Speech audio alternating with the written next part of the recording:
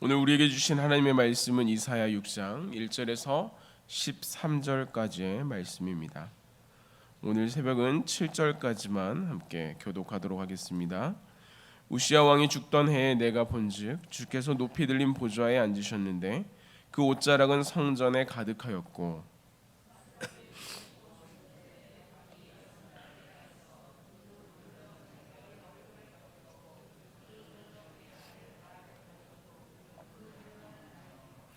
서로 불러 이르되 거룩하다 거룩하다 거룩하다 만군의 여호와여 그의 영광이 온 땅에 충만하도다 하더라. 이같이 화답하는 자의 소리로 말미암아 문지방의 터가 요동하며 성전의 연기가 충만한지라. 그때 내가 말하되 화로다 나여 망하게 되었도다. 나는 입술이 부정한 사람이요 나는 입술이 부정한 백성 중에 거주하면서 만군의 여호와이신 왕을 배웠음이로다 하였더라.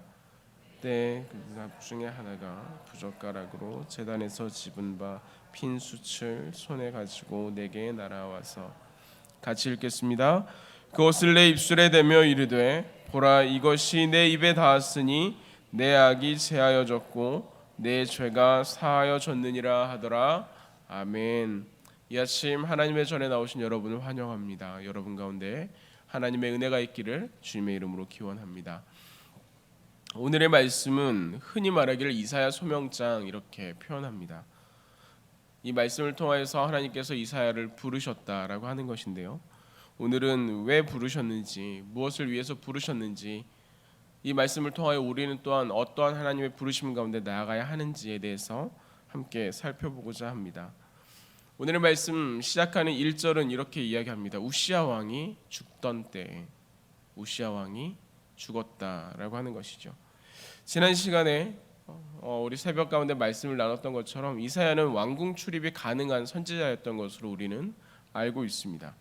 그런 왕들의 모습을 아주 가까이에서 봐왔다라고 하는 것이에요. 근데 여러분, 왕이 어떤 존재입니까? 우리가 흔히 높은 사람을 말할 때 1인지하 만인지상 이렇게 말합니다. 한 사람을 제외하고는 세상에서 가장 높은 자리이다. 일반인 중에서는 올라갈 수 있는 최고의 자리가 그 자리이다라고 말하는데 왕은 그 위에 한 사람입니다. 이제는 만인지상이 되는 그 자리. 이사야는 그런 사람들을 보아왔던 것이. 시간이 지나면서도 계속 왕들을 만나며 왕들이 어떠한 생각을 하고 왕이 어떠한 자리에 있고 어떠한 결정을 하고 어떠한 일들을 통해 나라가 움직여가는지 사람들의 결정이 바뀌어가는지를 보아왔던 사람입니다. 그런데 그 왕이 죽었습니다. 인간으로서는 최고의 자리에 있었던 그 왕이 죽었습니다. 더구나 우시야 이 왕은 제2의 다윗이라고 할 만큼 나라를 부강하게 만들었던 그런 왕 아니었습니까? 영토가 넓어지고 나라가 강성해지는 이러한 우시야라고 하는 이 왕이 죽었던 것입니다. 그 이름의 뜻은 여호와는 나의 힘이라고 하는 의미였습니다. 그러니 하나님이 주시는 그 은혜로 그 힘으로 이 나라 가운데 통치하고 일했던 그 왕이 죽었습니다. 근데 그 말년에 이 우시야는 어떤 일이 있었냐면 그가 강성해지고 그가 잘되자 마음의 교만함이 있었습니다.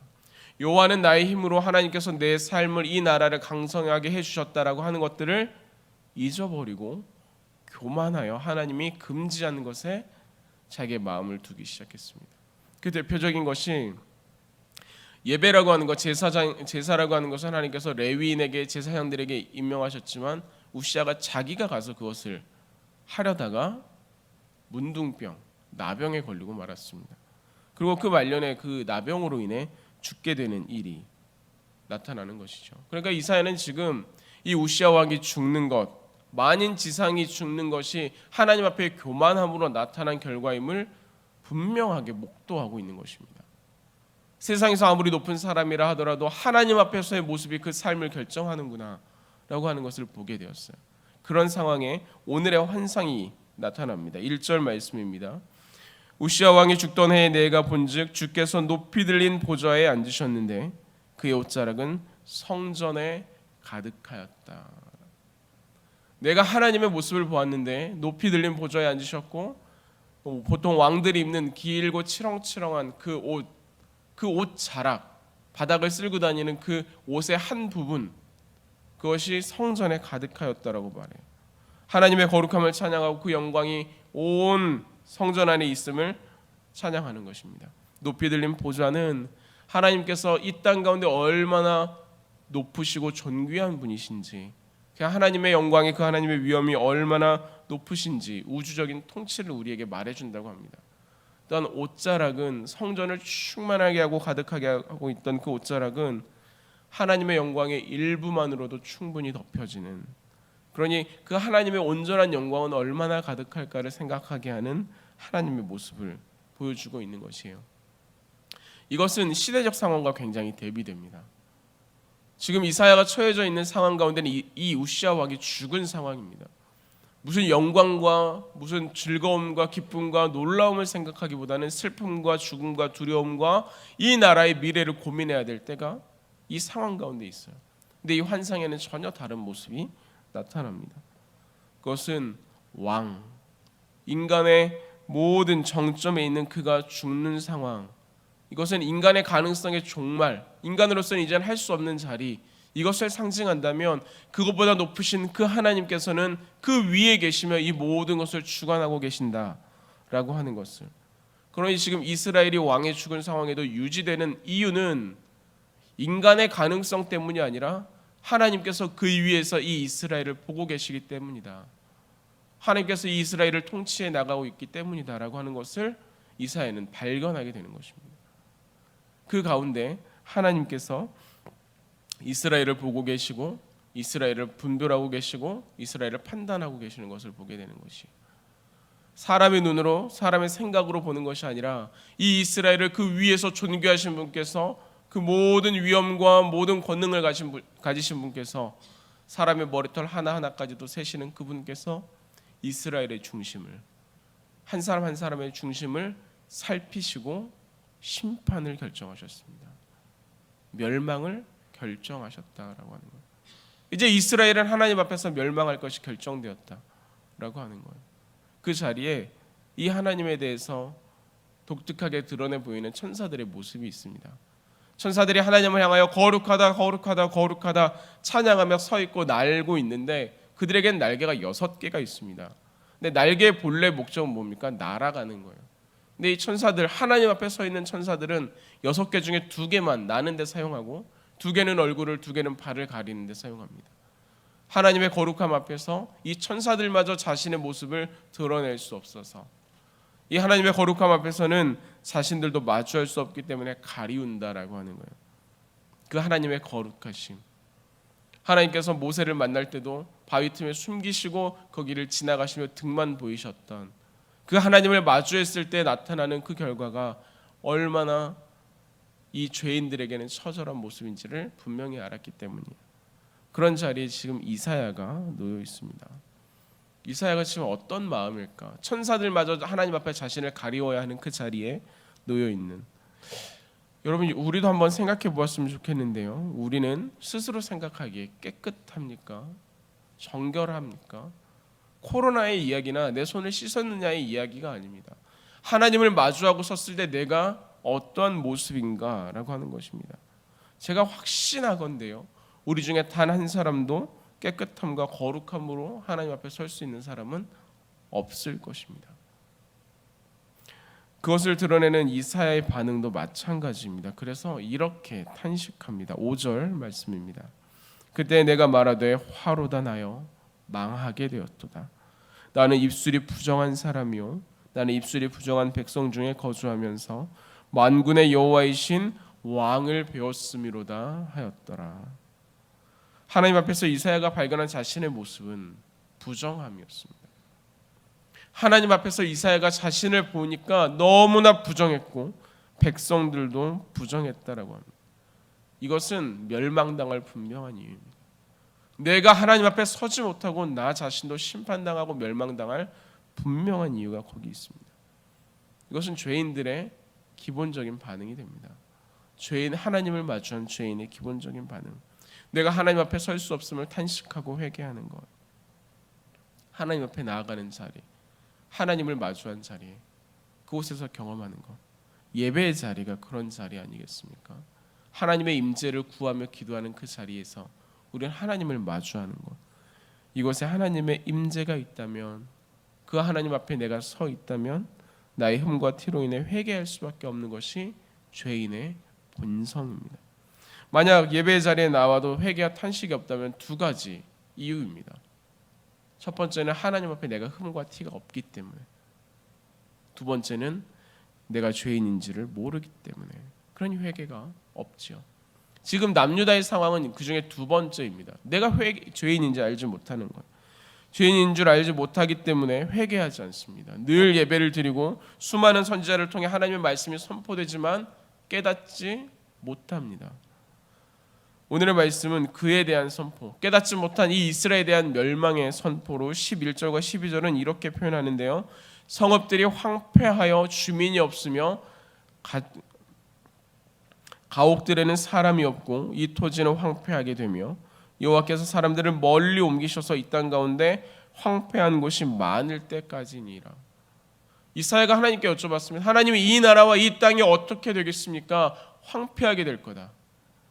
가옥들이 다 무너지게 될 거야. 이 땅이 이제는 흔적도 없게 될 거다. 황폐하게 될 거야. 이스라엘이 멸망하는 이유는 하나님 앞에서 영적 무지함으로 나타납니다. 내가 하나님 앞에 어떠한 모습인지 알지 못하는, 그들에게 하나님의 말씀을 아무리 선포해도 그들은 듣기는 들어도 깨닫지 못하고, 그들이 보기는 보아도 알지 못합니다. 그러니 오늘도 죄를 반복하는 것이죠. 죄의 속성이 그렇지 않습니까? 죄는 지으면 지을수록 그것에 둔해진다라고 하는 것입니다. 좀 더 자자, 좀 더 졸자, 손을 모으고 좀 더 누워있자 하는 것처럼 예리함을 상실해 가는 거예요. 어느새 죄가 당연한 것이 되고요. 그 죄 가운데 나는 괜찮다 여기게 돼요. 회개를 선포해도 내가 살아가는 이곳 가운데 나는 저 회개와 상관이 없다. 하나님의 절에 나와도 내가 회개할 이유를 발견하지 못한다. 이미 예리함을 잃어버렸기 때문에, 죄가 나를 그렇게 만들어가기 때문에, 나는 괜찮다라고 여기게 하기 때문에, 이스라엘 백성들이 하나님 앞에서 여전히 소와 양을 잡으면서도 그 피가 자기 몸에 튀기면서도 나는 이제 괜찮다. 하나님께 예배드리며 다른 마음으로는 우상을 겸하여 섬기면서도 나는 괜찮다. 하나님께 나아가 예배를 드렸으니까, 나는 소를 한 마리 잡아드렸으니까 괜찮다. 근데 하나님께서는 그들의 예배를 받지 않으셨어요. 기뻐하지 않으셨습니다. 진정한 회개가 없는 그저 형식만 있는 예배. 이 부분에서 우리가 한번 생각해 봅시다. 회개와 나는 어떠한 연관성이 있습니까? 이곳 우리가 예배를 드리는 이 초소가 거룩한 하나님의 성전이라면, 그래서 우리가 이곳에서 하나님을 향해 예배하고 기도하고 찬양하며 이곳에서 우리의 소리를 낸다면, 이곳에서 하나님의 은혜를, 하나님의 거룩함을 경험해야 된다면 아무런 감흥도 없고 아무런 감동도 없고 아무런 회개도 없다면 여러분 무엇이 문제겠습니까? 어떤 것이 우리를 둔하게 만드는 것입니까? 우리의 무뎌진 영적 민감성과 죄에 대한 둔함을 다른 것으로 핑계대거나 포장하지 않기를 바랍니다. 만약 예배의 자리에 나오면서도, 하나님을 마주하는 자리에 앉아 있으면서도 죄에 대한 탄식이 없다면, 아무런 우리의 마음에 하나님을 향한 마음이 없다면 우리는 그 자체만으로 탄식해야 합니다. 우리가 죄를 깨닫지 못한 상태가 되었음에, 내가 하나님을 마주하면도 내가 괜찮다라고 여기는 그 무뎌짐과 무지함을 발견해야 한다라고 하는 것입니다. 부정함을 발견한, 죄에 대해 무뎌짐을, 무지함을 발견한 그 자리에 하나님의 은혜가 있기 때문입니다. 그래서 이사야가 하나님 앞에, 하나님 이제 제가 죽게 되었습니다, 망하게 되었습니다 라고 탄식하며 하나님께 부르짖을 때 하나님께서는 그에게 은혜를 베푸십니다. 6절과 7절 말씀인데요. 내 그 스랍 중 하나가 부젓가락으로 제단에서 집은 바 핀 숯을 손에 가지고 내게로 날아와서 그것을 내 입술에 대며 이르되, 보라, 이것이 내 입에 닿았으니 내 악이 제하여졌고 내 죄가 사하여졌느니라 하더라. 이것이 하나님의 은혜 아니겠습니까? 하나님 앞에 설 수 없는 우리를 불러주셨고, 죽을 수밖에 없는 우리를 하나님께서 살려주셨고, 아무런 자격이 없는 죽어 마땅한 이사야, 아무것도 할 수 없는 그를 하나님의 선지자로 불러 하나님의 뜻을 전하게 하는 그 하나님의 은혜가 이 회개의 자리에서 하나님의 은혜로 바뀌어지는 것 아니겠습니까? 하나님께서 우리에게 그것을 발견하게 하십니다. 그것을 돌아보게 하시는 것입니다. 그 하나님께서는 이사야를 보내시며 역설적이게도 사람들에게는 너와 같은 회개를 하지 못하게 해라 이렇게 말합니다. 마음을 둔하게 하며 귀가 막히게 하고 그들의 눈이 감기게 해라 이렇게 말해요. 왜 그럴까요? 왜 하나님께서 그렇게 말씀하셨을까요? 회개할까 봐. 이스라엘 백성이 회개할까 봐. 죄를 지었으면 멸망해야 되는데 마땅히 죽어야 하는데 그들이 회개하면, 그들이 하나님 앞에 나와서 자신들을 탄식하면 니느웨도 용서하셨던 하나님께서, 악한 자의 죽는 것도 기뻐하시지 않는 하나님께서 그들의 회개에, 그들의 탄식에 긍휼히 여겨 그들을 구원하실 것이기 때문에, 깊은 회개에 하나님의 용서가 있기 때문입니다. 그래서 하나님은 그들이 회개하지 못하게 해라 라고 말씀하세요. 근데 이상하지 않으십니까? 회개하지 않으려면 이사야를 보내지 않으면 됩니다. 그들의 패역한 자리에 그냥 두면 돼요. 그냥 살아가게 놔두면 됩니다. 그러면 자연스럽게 그들의 죄 가운데 그가 물들어서 죽게 되어 있습니다. 그러면 무슨 변화가 있겠어요? 하나님께서는 아무것도 하지 않으셔도 됩니다. 그들을 그냥 두셔도 돼요. 그런데 하나님께서는 이사야를 보내세요. 그냥 놔두면 되는데 우리에게 이 회개의 말씀을 듣게 하세요. 왜요? 그냥 놔두면 죽고 하나님 이 죄 가운데 멸망하게 될 것이 당연한데 왜 우리에게 듣게 하실까요? 왜 이스라엘 가운데 선포하게 하실까요? 하나님께서는 그들에게 다시 한번 주시는 기회로 이 말씀 가운데 나와 그들을 돌이키기를 하나님께서는 바라신다라고 하는 것입니다. 죄에 대한 깨우침과 탄식에 대한 하나님의 회복의 약속인 것입니다. 그 약속 가운데 나오기를 하나님께서는 그 마음 가운데 바라고 있다라는 거예요. 그 마음이 다치고 눈에 아무것도 보지 못하고 듣지 못한 그 패역한 세대에게, 하나님의 전에 나오지만 아무런 감동도 없고 하나님께 나와 예배하지만 아무런 탄식도 없는 이들에게, 그 마음에, 그 답답함에, 그 굳어진 마음 가운데 하나님의 말씀이, 하나님을 향한 탄식이, 우리 스스로를 돌아봄이 있기를 하나님께서 바라신다라고 하는 것입니다. 말씀을 정리하겠습니다. 먼저 우리는 하나님의 하나님 되심을 기억해야 됩니다. 세상과 하나님을 저울질하며 살아가는 것이 아니라 하나님을 따르기로 결단해야 됩니다. 이 세상은 만인지상의 왕이 아니라 하나님께서 통치하는 곳이기 때문입니다. 하나님의 뜻을 따라 이루어지는 곳이기 때문입니다. 그것을 헛갈려서는 안 됩니다. 그러면 다른 것을 향해 나아가게 되어 있어요. 다른 것에 마음을 빼앗기게 되어 있고 익숙하게 되어 있습니다. 그렇기 때문에 우리에게 영적 민감함을, 또한 회개의 영을 구해야 됩니다. 깨닫는 은혜를 구해야 됩니다. 하나님은 회개하는 자를 용서하시기 때문입니다. 우리에게 회개의 영을 부어 하나님 안에 정결하게 되기를, 온전하게 되기를, 하나님의 전에 나와 하나님을 마주할 때 하나님 내 마음이 온전하고 정결하게 되기를 우리는 구해야 됩니다.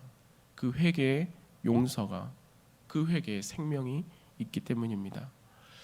우리가 하나님 앞에 나오는 그 시간, 하나님 앞에서 온전해지기를, 하나님의 회복의 영이 우리 가운데 있기를, 회복의 은혜가 우리 가운데 있기를, 그래야 하나님께서 말씀하시는 그 은혜가, 회복과 살림이 우리 가운데 나타나기를 주님의 이름으로 기원합니다.